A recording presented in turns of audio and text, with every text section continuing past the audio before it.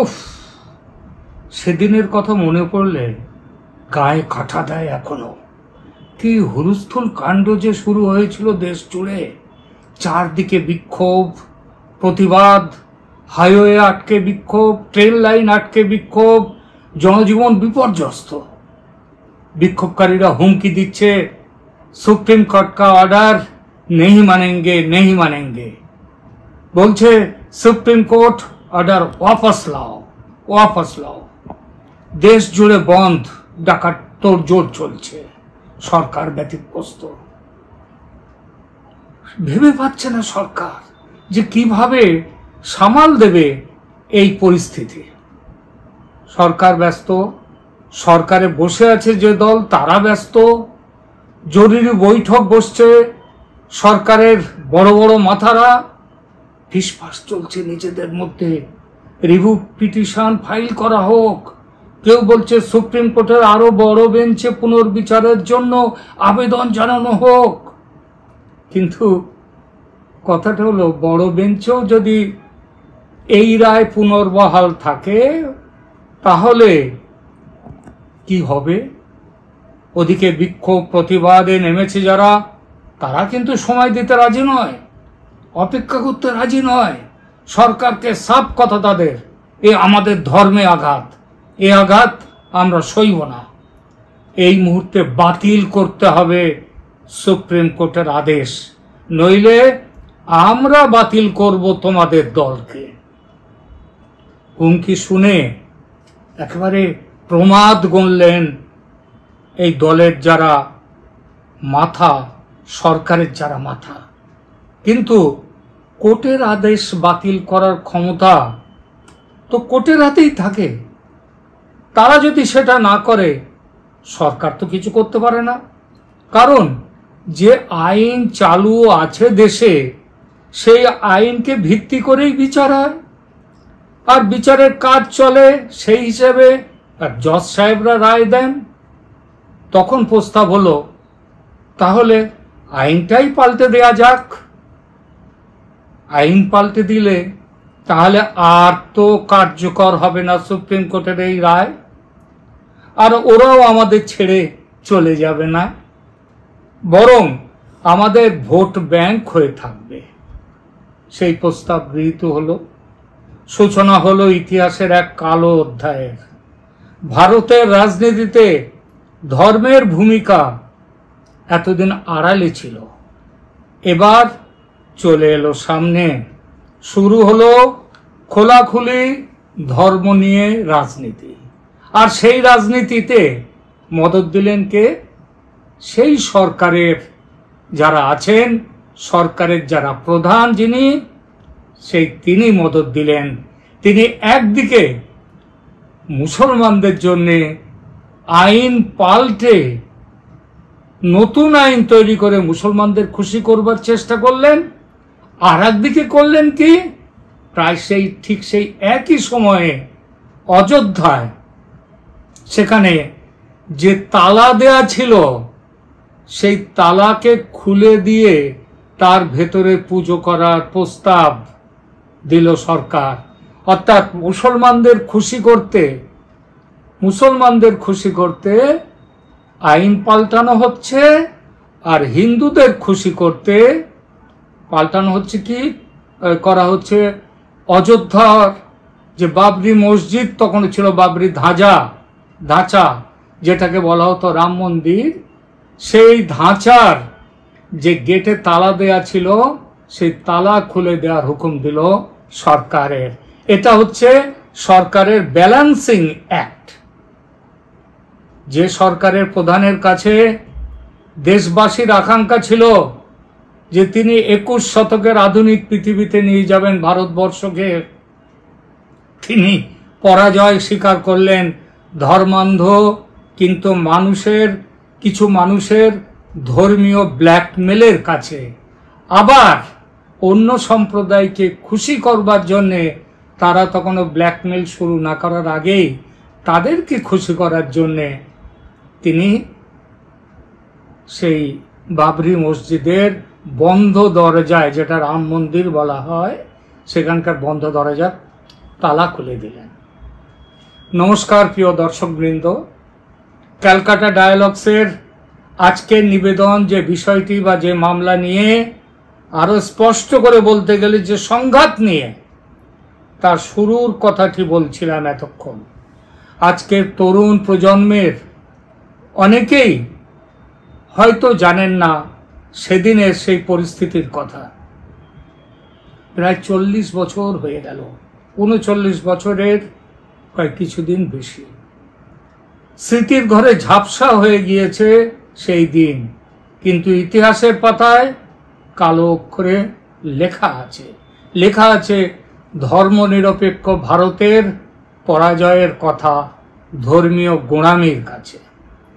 আমরা বলছি 1985 সালের শাহবানু মামলায় সুপ্রিম কোর্টের রায়, এবং সেই রায় বানচাল করার জন্যে পার্লামেন্টে রাজীব গান্ধীর কংগ্রেস সরকারের আইন তৈরির কথা, যে আইনের নাম Muslim women protection of rights on divorce act 1986। এই আইন, যে আইন আসলে মুসলিম মহিলাদের প্রোটেকশন নয়, তালাকপ্রাপ্ত মুসলিম মহিলার অধিকার রক্ষার জন্য তৈরি নয়, হয়েছিল তালাক দেয়া মুসলিম পুরুষের স্বার্থ রক্ষার জন্য। হঠাৎ এত বছর পরে কেন তুলে আনছি সেদিনের সেই ঘটনার কথা? তার কারণ আছে। কারণ এত বছর পর, মানে প্রায় 40 বছর পর জবনিকা পাত হলো সেই মামলার। জবনিকা পাতের কাজটাও করলো সেই সুপ্রিম কোর্ট। প্রায় একই রকমের অন্য একটি সাম্প্রতিক মামলায় নতুন করে রায় দিয়ে সেদিনের যা ঘটেছিল তাকে আবার উল্টে দিল সুপ্রিম কোর্ট। সরকার আইন করে যাদেরকে বাঁচাতে চাইছিলেন তাদেরকে বাঁচতে না দিয়ে মুসলিম মহিলার স্বার্থ রক্ষার আইন সেটা নতুন করে প্রতিষ্ঠিত করল সুপ্রিম কোর্ট। আর এই রায়ের মধ্যে দিয়ে বাতিল করে দিল রাজীব গান্ধী জারি করা সেই কালা কানুন। অথচ দেখুন, এবার কিন্তু বিক্ষোভ হলো না দেশ জুড়ে, হলো না রাস্তা রোকো, কোথাও কোনো রেল লাইন বন্ধ করা হলো না। প্রায় নিঃশব্দ হয়ে রইলেন মৌলবী মৌলানাদের দল।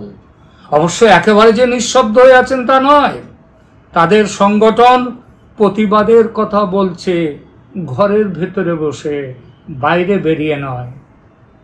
বলবো সব কথা, তবে প্রথমে আসি 40 বছর আগের সেই পুরনো মামলার প্রসঙ্গে। শাহবানু ছিলেন মধ্যপ্রদেশের ইন্দোর শহরের বাসিন্দা। 1932 সালে 16 বছর বয়সে, তার মানে তার জন্ম কবে? 1916 সালে। সেই 32 সালে 16 বছর বয়সে তার বিবাহ হয় মোহাম্মদ আহমদ খানের সঙ্গে। আহমদ খান পেশায় কর্পোরেট আইনজীবী, ছোটখাটো মানুষ নন, যথেষ্ট পয়সার মালিক এবং যথেষ্ট ধনসম্পত্তিও তাদের ছিল। তাদের এই শাহবানুর সঙ্গে বিবাহের পর তাদের 5টি সন্তান হয়। বিয়ের 14 বছর পর আহমেদ খান একটি কম বয়সী মেয়েকে দ্বিতীয়বার বিয়ে করে নিয়ে আসেন এবং 2 স্ত্রীকে নিয়ে একসাথে থাকেন। কিন্তু 1978 সালে আহমদ খান তার প্রথম স্ত্রী শাহবানুকে, হয়তো দ্বিতীয় স্ত্রী চাপ সৃষ্টি করেছিলেন, তার জন্য হতে পারে। তো যাই হোক, 1978 সালে আহমদ খান তার প্রথম স্ত্রী শাহবানুর যখন 62 বছর বয়স, সেই বয়সে তাকে তালাক দেন। তালাকের পর শরিয়া নিয়ম অনুযায়ী ইদ্দতের সময়কাল পর্যন্ত, ইদ্দত মানে এটা আশা করি জানেন, অর্থাৎ তারা 3 মাসের মতো অপেক্ষা করেন যে এই সময়ের মধ্যে সে মহিলা যদি সন্তান সম্ভবা না থাকে, অর্থাৎ তার গর্ভে যদি সন্তান না থাকে, তাহলে তখন তালাক ফাইনাল তালাক হয়ে যায়। তারপর এই ইদ্দতের সময়কাল পর্যন্ত মুসলিম ধর্মের নিয়ম অনুযায়ী যে তালাক পাওয়া স্ত্রীকে খোরপোশ দেয়া সেটাই 3 মাসের জন্য। 3 মাস হয়ে গেলে খোরপোশ দেওয়ার কোনো কি বলবো, দিতেই হবে তার স্বামীকে, মানে প্রাক্তন স্বামীকে, সেটা নয়। যাই হোক, তো শাহবানু তাকে তালাক পাওয়ার পর তার প্রাক্তন স্বামী আহমেদ খান তাকে মাসিক 200 টাকা করে সাহায্য দিতে থাকেন।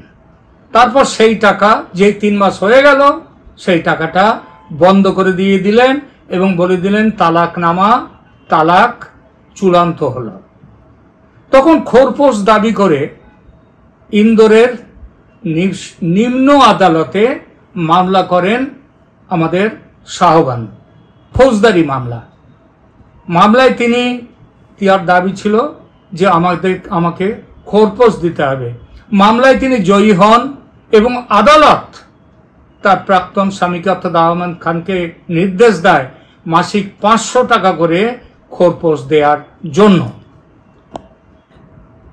কিন্তু আহমেদ খান ইসলামিক কানুনের দোহাই দিয়ে বলেন যে দেনমোহর বাবদ তিনি 5400 টাকা শাহবানুকে দিয়ে দিয়েছেন এবং ইদ্দাতের সময়কাল পেরিয়ে যাওয়ার পর চূড়ান্ত তালাক হয়ে গেছে তখন সে আর কোনো খোরপোশ দিতে বাধ্য নয়।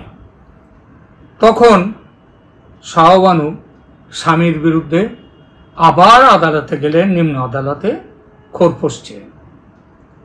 এবার আদালত খোরপোশ হিসেবে মাসিক 25 টাকা করে দেওয়ার নির্দেশ দেয়। খোরপোশের পরিমাণ বাড়াবার আর্জি জানিয়ে শাহবানু মধ্যপ্রদেশ হাইকোর্টে যান। অতঃপর সেখানে একটা রিভিশন পিটিশন দাখিল করেন স্বামীর বিরুদ্ধে। হাইকোর্ট টাকার পরিমাণ বাড়িয়ে 25 টাকা থেকে বাড়িয়ে 179 টাকা 20 পয়সা করে।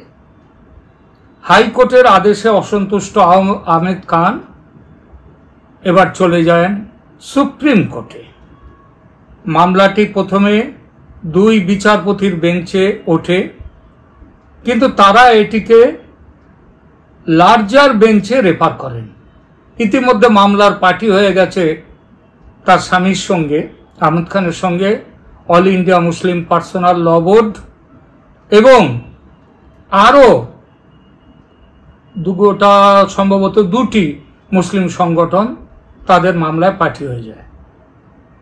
মামলাটি অতঃপর যায় তৎকালীন প্রধান বিচারপতি চন্দ্রচূড়ের নেতৃত্বাধীন, প্রসঙ্গত জানিয়ে রাখি এই চন্দ্রচূড় তখন প্রধান বিচারপতি ছিলেন, তিনি বর্তমান প্রধান বিচারপতি চন্দ্রচূড়ের বাবা।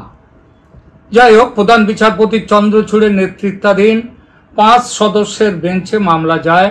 1985 সালের 23 এপ্রিল এই 5 সদস্যের বেঞ্চ তারা সর্বসম্মতভাবে আদেশ দেয় শাহবানুকে তার স্বামী খোরপোশ বা মেনটেন্যান্স দিতে বাধ্য। এই আদেশের বিরুদ্ধে যে অবস্থা তৈরি হয়েছিল দেশে, তার কথা আগেই বলেছি। প্রথমেই দেশে মুসলিমদের যত সংগঠন আছে সবাই সুপ্রিম কোর্টের রায়কে মুসলিমদের ধর্মীয় অধিকারে হস্তক্ষেপ বলে ঘোষণা করে রাজীব গান্ধী সরকারের উপরে চাপ সৃষ্টি করেছিল যে নতুন আইন তৈরি করে কোর্টের রায়কে বাতিল করতে হবে, নইলে কংগ্রেস দলকে বাতিল করে দেবে মুসলমানরা। এবং তাদের সেই চাপের কাছে মাথা নত করেন রাজীব গান্ধী। এবার আসি এবারের ঘটনাটিতে।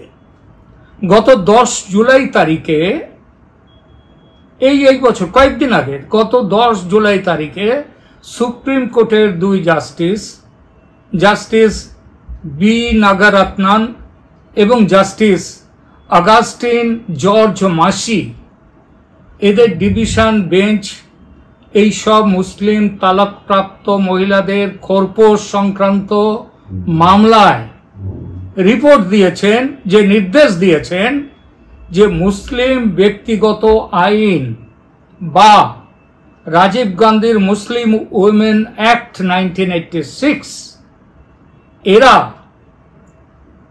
এই তালাকপ্রাপ্ত হোক যে কোনো মহিলাকে খরপোশ দেওয়ার ব্যাপারে এই দু আইনের কোনো ভূমিকা থাকবে না। জাতি, ধর্ম, বর্ণ নির্বিশেষে এই দেশের সমস্ত মহিলা খরপোশ পাওয়ার অধিকারী এবং এই অধিকার তাদের দেয়া হয়েছে সিআরপিসি বা কোড অফ ক্রিমিনাল প্রসিডিওর আইনের তার 125 নম্বর ধারায়।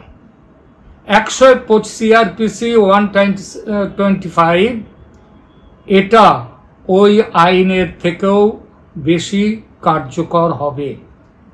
এবং কি আশ্চর্য দেখুন, একটিও প্রতিবাদ কোথাও দেখা যাচ্ছে না।